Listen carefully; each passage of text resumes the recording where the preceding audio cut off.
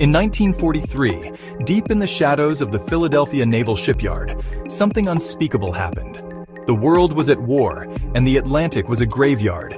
German U-boats hunted in wolf packs, strangling the Allied supply lines.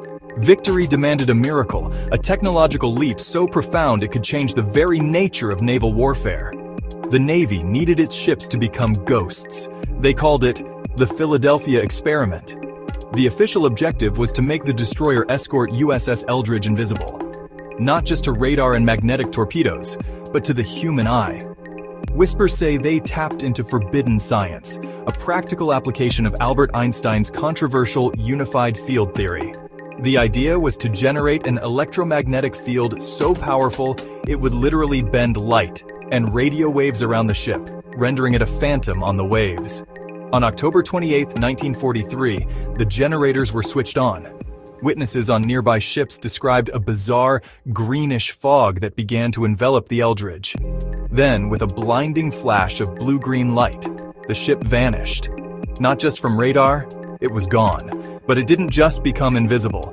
It reappeared for mere minutes over 200 miles away in Norfolk, Virginia, observed by stunned sailors before vanishing once more, only to rematerialize back in the Philadelphia shipyard.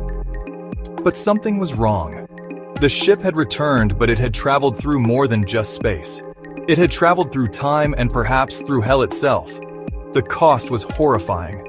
Rescuers boarding the ship found a scene of unimaginable terror. Crew members were found fused into the ship's steel, their bodies permanently bonded with the metal bulkheads and decks. 2 were discovered embedded in the steel. 5 were never seen again. The survivors were even worse off. Many were driven completely insane, babbling about being stuck in time, of seeing other worlds. They would phase in and out of reality, becoming invisible and intangible without warning. One man was said to have walked through the wall of his home in front of his family, never to be seen again. Some simply vanished forever. The Navy denies everything. They claim the story is a hoax, born from the misunderstood ramblings of a merchant mariner named Carlos Allende, who sent a series of bizarre, annotated letters to UFO researcher Morris K. Jessup in the 1950s. The official explanation for any strange phenomena was degaussing, a common procedure to make ships immune to magnetic mines. But degaussing doesn't fuse men to steel. It doesn't make them lose their minds or disappear into thin air. The ship's logs from that period are conveniently missing or incomplete. And Jessup, the man who got too close to the truth? He was found dead in his car, an apparent suicide that many believe was no accident. So what really happened to the USS Eldridge and its crew? Was it a failed experiment?